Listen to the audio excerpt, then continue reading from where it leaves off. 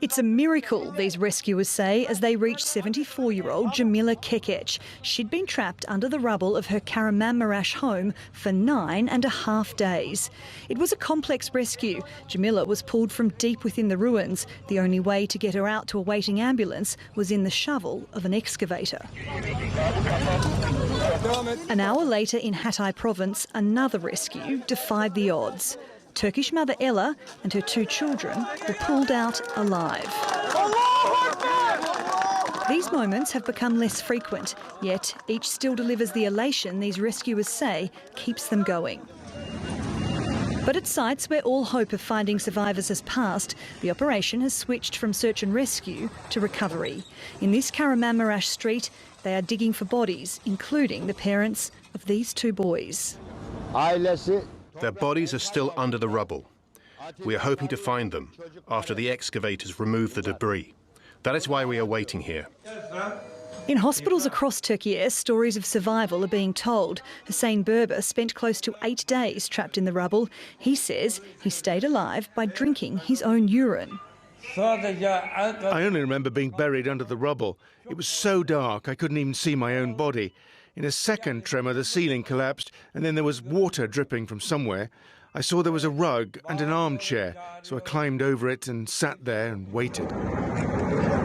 The rush is now on to find temporary accommodation for all those left homeless. Tents like this are now being mass-produced in Türkiye and abroad to meet demand. An additional 12 tons of humanitarian aid has been dispatched from Jordan to Turkey today.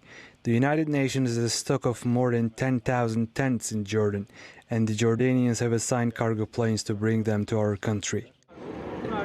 And in the town of Iskenderun, a ferry has been turned into a hospital, not just to treat survivors, but also to deal with a wave of infectious diseases that's anticipated due to the lack of running water and sanitation in the region. We are expecting cholera and typhoid epidemics. In order to prevent these diseases, the debris should be removed urgently, but we know that's not possible at the moment, so we are trying to prepare as best as we can.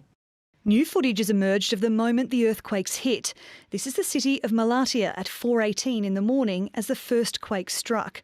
The ground shakes, the streetlights explode in flames, and then a multi-storey building comes down.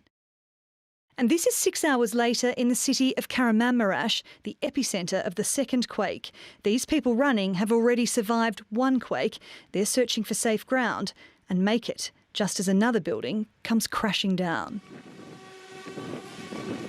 Since then, the damage caused has become very much clearer. 50,000 buildings across Türkiye have either collapsed or are heavily damaged. People's homes became their graves. And those that are still precariously standing offer a glimpse into lives that will never be resumed. Sarah Morice, TRT World.